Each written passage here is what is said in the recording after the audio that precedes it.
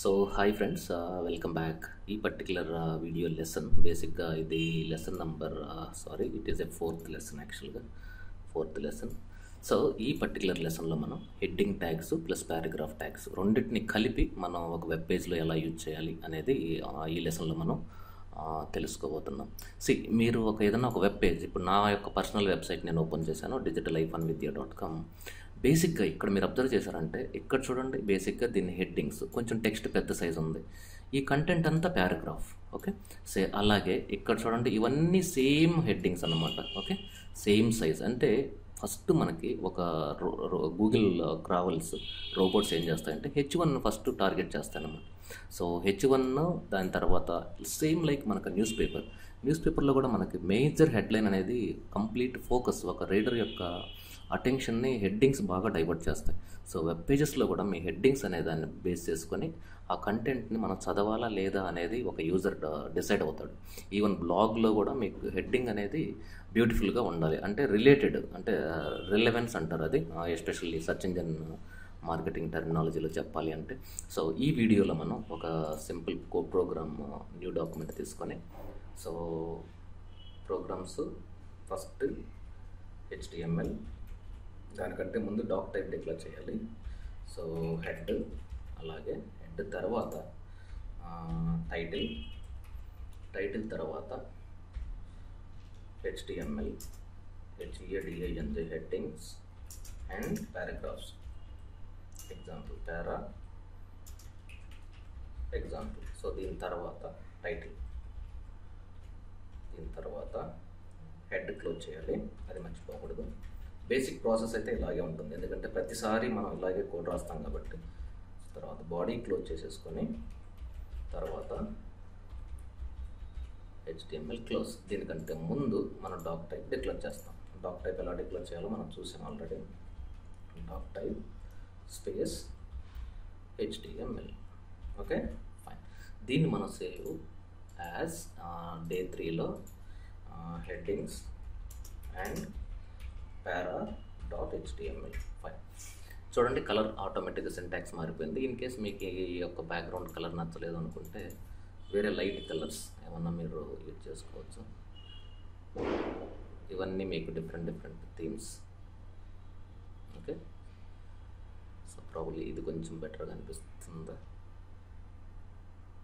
Okay, ఇది కొంచెం visibility ఉంది. Save and close. Fine. So ఇక్కడ మీకు HTML. ఓకే, HTMLలో ఇక్కడ నేను ఫస్ట్ ఏం చేస్తున్నానంటే H1 digital marketing training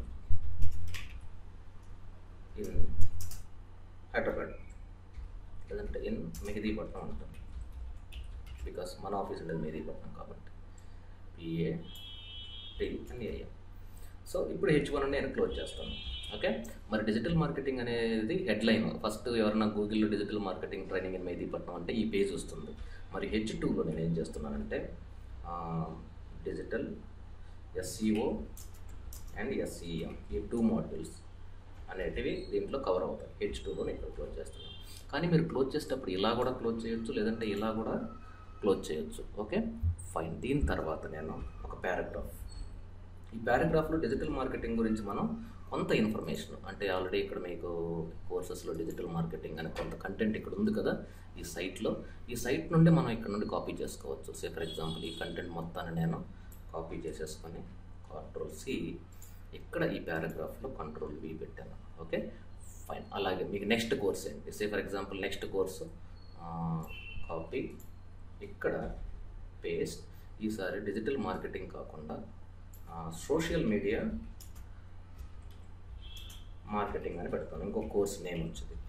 okay, ఇక్కడ సోషల్ మీడియా మార్కెటింగ్ అంటే ఏంటంటే బేసిక్గా ఫేస్బుక్, ఇంకా లింక్డ్ఇన్ అండ్ ట్విట్టర్, సంథింగ్. ఈ స్పెల్లింగ్స్ అనేటివి మనం పక్కన పెడితే సేవ్. దీన్ని ఇప్పుడు నేను ఒకసారి రన్ చేశాను అనుకోండి.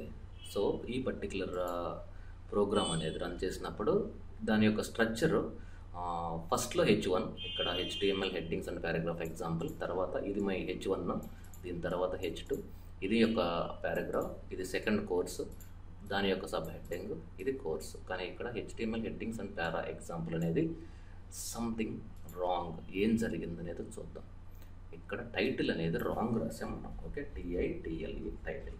Okay, TITLE title. ఒక్కసారి మళ్ళీ క్రాస్ చెక్ చేసుకొని మళ్ళీ దీన్ని సేవ్ చేసి రీఫ్రెష్ చేస్తే తప్ప మనకి ఇది పోయింది అది. ఓకే, కానీ ఇక్కడ మీరు ఇలా సెలెక్ట్ చేసినప్పుడు మీరు జాగ్రత్తగా అబ్జర్వ్ చేస్తే ఈ బ్లూ కలర్లో ఈ టాప్ సైడు, ఈ లెఫ్ట్ సైడు, ఈ రైట్ సైడు ఇక్కడ మనకి కొంత గ్యాప్ ఉంది. దీన్ని బ్రౌజర్ ప్యాడింగ్ అంటారు. అది కూడా మనం రిమూవ్ చేయొచ్చు. అక్కడ ఇది ఎక్కడుంది, ఎంటైర్ బ్రౌజర్ ఉంది కాబట్టి బ్రౌజర్ లోపల దాన్ని ప్యాడింగ్ అంటారు. దాన్ని రిమూవ్ చేయడానికి మనం so left margin, okay, MARGIN ఎంత కావాలి ఉన్నదాన్ని తీసేయాలి, 0. ఒకసారి దీన్ని సేవ్ చేసి దీన్ని రీఫ్రెష్ చేస్తాను. ఈ పర్టికులర్ పేజ్లో రీఫ్రెష్. ఇక్కడ చూడండి లెఫ్ట్ సైడ్ కంప్లీట్గా ఇది 0 అయిపోయింది. అలాగే మీకు టాప్ సైడ్ కూడా నేను తీసేయాలి. సో నేనేం చేస్తానంటే ఇక్కడ మళ్ళీ స్పేస్, ఈసారి టాప్లో కూడా నాకు దాని యొక్క ప్యాడింగ్, అంటే ప్యాడింగ్ అని రాయకూడదు, టాప్ మార్జిన్ ఎప్పుడు కూడా డబుల్ కోట్స్లో 0 ఇచ్చేసాను. Save, Ctrl+S. ఇక్కడ నేను దీన్ని రీఫ్రెష్ చేస్తే ఈ టాప్ సైడ్ కూడా ఈ బ్రౌజర్లో ఉన్న ఈ top margin 1 minute. So head tag H1 fine, top margin 0 fine. దీన్ని సేవ్ చేశాను. రీఫ్రెష్. సో రీఫ్రెష్ ఒకసారి చేస్తూ 1 minute స్టక్ అవుతుంది. సో ఇక్కడ టాప్ సైడ్ ఇంకా సమ్ గ్యాప్ ఉంది. ఇక్కడ there is something. Okay, anyway basic process అయితే ఇది. Top margin MARGIN everything fine. So left margin, top margin. అలాగే ఇన్ కేస్ ఇక్కడ లెఫ్ట్ మార్జిన్ నేను ఒక 50 ఇస్తాను, టాప్ మార్జిన్ 200 ఇస్తాను. అలాగే రైట్ మార్జిన్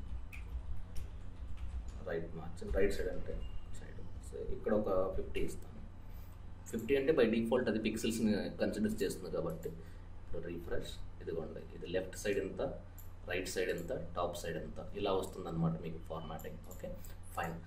ఈ బ్యాక్గ్రౌండ్, ఈ టెక్స్ట్ కలర్ నాకు మాత్రం డిఫరెంట్ కావాలి. సే ఫర్ ఎగ్జాంపుల్ నాకు ఏ కలర్ కావాలి, నాకు ఈ కలర్ కావాలి. దీన్ని నేను కాపీ చేసేసుకొని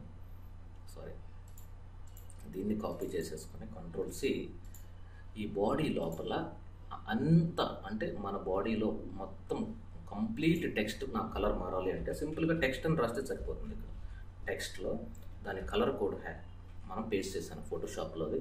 ఇప్పుడు నేను సేవ్ చేసి దీన్ని కానీ ఎగ్జిక్యూట్ చేస్తే కంప్లీట్గా మీకు ఆ యొక్క కలర్ అనేది ఇక్కడ తీసేసుకుంటుంది. Okay fine.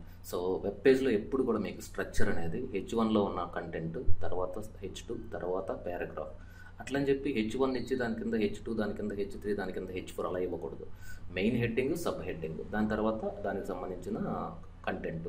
Same like news పేపర్లో కూడా చూడండి మీరు, మెయిన్ హెడ్డింగ్, దాని కింద సబ్ హెడ్డింగ్. లైక్ రష్యా మీరు అది చూసారంటే బాంబ్ బ్లాస్ట్ ఫ్రాన్స్లో అలాగే ఉంటుంది. ఎంతమంది చనిపోయారు అనేది కింద ఉంటుంది, మెయిన్ ఎక్కడ జరిగింది అనేది పైన ఉంటుంది, కింద డిస్క్రిప్షన్ ఉంటుంది. సో మీకు అది గూగుల్ రోబోట్స్ అనేది క్రాల్ చేసేటప్పుడు ఈజీగా ఉంటుంది కాబట్టి బేసిక్ ప్రాసెస్ వెబ్ పేజెస్లో ఇలాగే ఉండాలి. Okay, so thank you very much for watching digital Vidya HTML training series. Have a nice day.